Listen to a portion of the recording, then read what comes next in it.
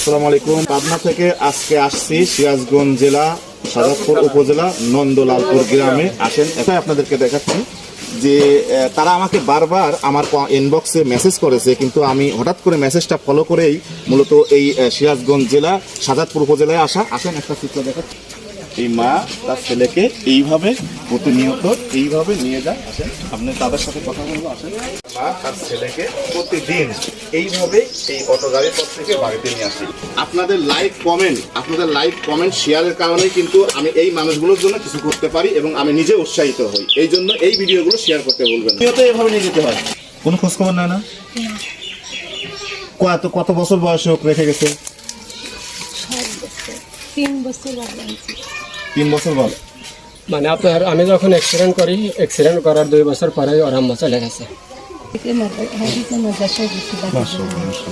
আমার মনের আশা কারণ হাতে দিতে হাতে তো ভালো আছে। আমি আল্লাহর কাছে লাখ লাখ শুকর করবো। তারা চিনতে ভালো আছে করে।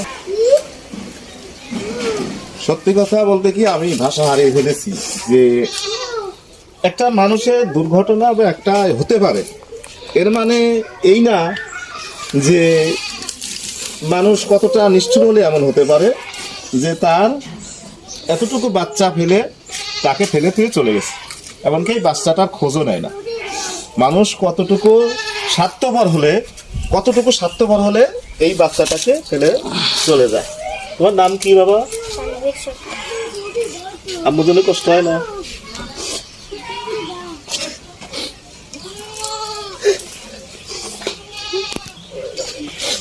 আমি আর নিতে পারতেছি না, সত্যি কথা।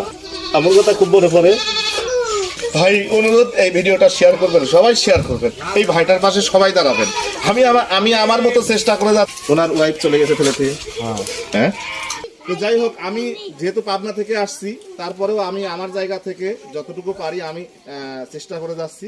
আপনারা সবাই ওনার পাশে থাকবেন।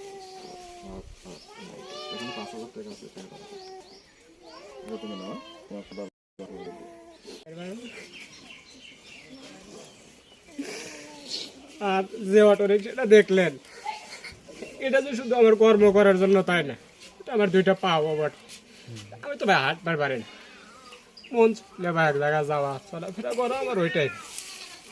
এখন ভাই আপনাদের কাছে যাওয়ার আর গাড়ির ব্যাটারিটা আর আমাকে একটু 20 বছর বয়সে মায়ের কোলে না উঠলে তার কিছুই করা সম্ভব না, এই 25 বছর বয়স। আর এই কোলে ওঠার ভয়েই এখন এই ছেলের মা